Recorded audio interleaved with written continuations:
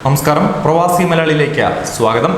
അമേരിക്കയിലെ 95 ജയിലുകളായി കഴിയുന്ന 1739 പേർ ഇപ്പോൾ വലിയ സന്തോഷത്തിലാണ്. കാരണം ഇത്തരത്തിൽ 1739 പേരിൽ 161 പേർ നാട്ടിലേക്ക് കയറ്റി അയക്കുവാൻ ഭരണകൂടം ഒരു തീരുമാനം എടുത്തിരിക്കുകയാണ്. ഇതോടെ COVID-19 കാലത്ത് ലോകമെമ്പാടും വലിയ ആശങ്കയിൽ കഴിയുന്ന ഈ സാഹചര്യത്തിൽ അമേരിക്കയിലെ ഇന്ത്യൻ തടവുകാർ വലിയ ആഹ്ലാദത്തിലാണ് എന്ന് തന്നെ പറയാം. കാരണം ദീർഘകാലമായി ജയിലിൽ അനുഭവിക്കുന്ന പീഡകൾക്ക് വലിയ അറുതിയായിരിക്കുകയാണ് ഇവർക്ക് ഇപ്പോൾ. ഇതുതന്നെയാണ് ഇവർ പ്രതീക്ഷിക്കുന്നതും. മികച്ച ജീവിത സൗകര്യം ലക്ഷ്യമിട്ട് മെക്സിക്കോ അതിർത്തി വഴി കടക്കുവാൻ ശ്രമിച്ചതിന് കുടുക്കിയവരെയാണ് ഇപ്പോൾ അമേരിക്കയിലെ ജയിലുകളിൽ കാലങ്ങളായി കിടക്കുന്നത്. ഇവരൊക്കെ ഈ ഇളവിൽ രക്ഷപ്പെടുമെന്ന് തന്നെ വേണം കരുതാൻ.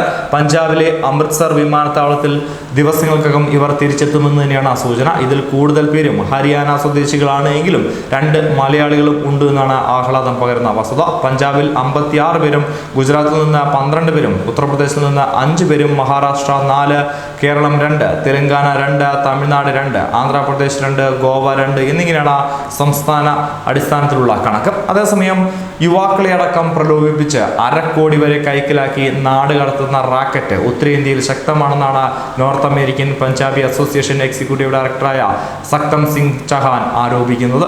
അങ്ങനെയാണ് പലരും അമേരിക്കൻ ജയിലുകളിലേക്ക് എത്തുന്നത്.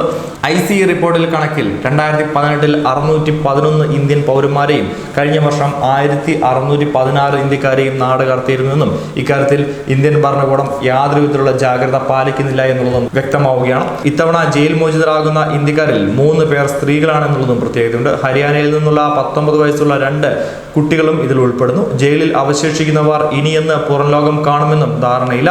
അമേരിക്കൻ ഭരണകൂടത്തോട് ഇവരുടെ മോചനക്കാര്യത്തിൽ ഇന്ത്യൻ സർക്കാർ സമ്മർദ്ദം ചെലുത്തണമെന്നും ആവശ്യം ഉയരുകയാണ്.